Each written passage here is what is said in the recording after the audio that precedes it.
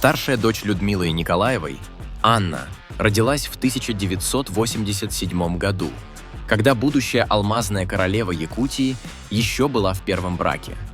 Она старше сына Айсена Николаева от первого брака на 8 лет.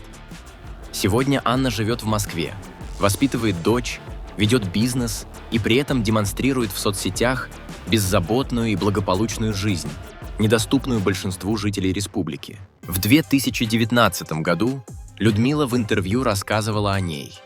Выпускница физико-технического лицея, затем Института внешней торговли в Китае, владеет китайским и английским, знает турецкий.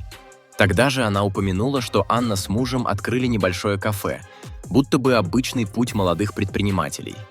Формально так оно и выглядит, но данные контур фокуса говорят о другом.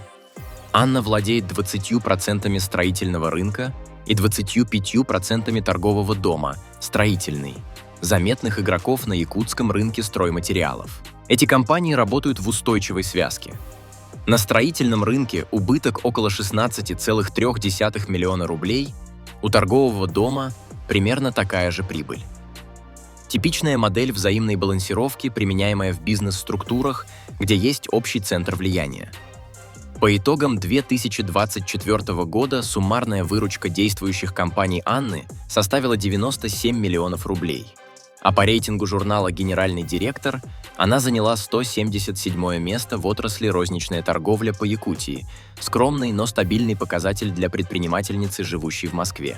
Ранее она владела долями еще в нескольких структурах: О Империал Плюс 19%, ликвидированным в октябре 2024 года, рекламным агентством «Конкурс красоты», полностью принадлежавшим ей ООО «Зеленый дом», ликвидация, апрель 2025 года, а также Ребус Секундис. Все эти фирмы небольшие, но характерные для людей, имеющих устойчивый доступ к ресурсам, консультациям, административным связям и благоприятным условиям кредитования. Показательный другой факт.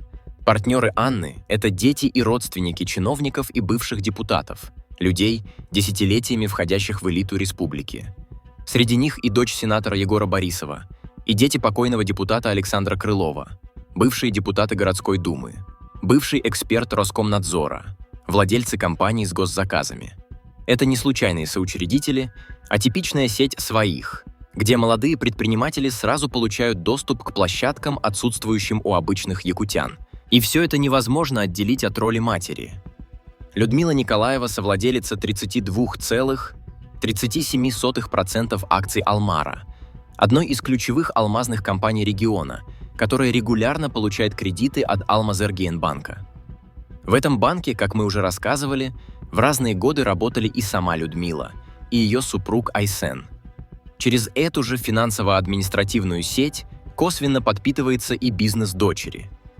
До 2016 года Людмила сама была совладельцем строительного бизнеса, в который впоследствии вошла и Анна.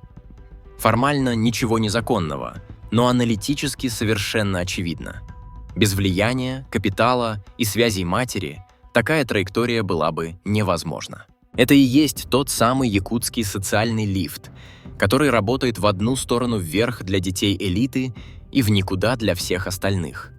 Пока обычные мужчины из улусов идут на войну ради денег, а их семьи получают похоронки, Москва дает дочери главы Якутии комфорт и невидимую бизнес-подушку. На этом фоне особенно цинично выглядит ее подпись в Instagram. «I am proud to be Russian». Страна, которой она гордится, 4 года ведет войну, в то время как ее собственный отец отправляет якутян на фронт, обещая выплаты, которых многие потом так и не получают. Факты говорят сами за себя. Власть, алмазы, банк, партнеры из чиновничьих семей, удобные кредиты, ликвидируемые и перезапускаемые фирмы – все это создает для Анны Николаевой не просто предпринимательскую дорожку, а мягкий, ухоженный коридор, выложенный усилиями ее матери. Здесь нет тайных документов или громких расследований, просто открытые данные и очевидные связи. И именно они показывают, как устроена система, где успех дочери – продолжение ресурсов и влияние матери, а не результат честной конкуренции.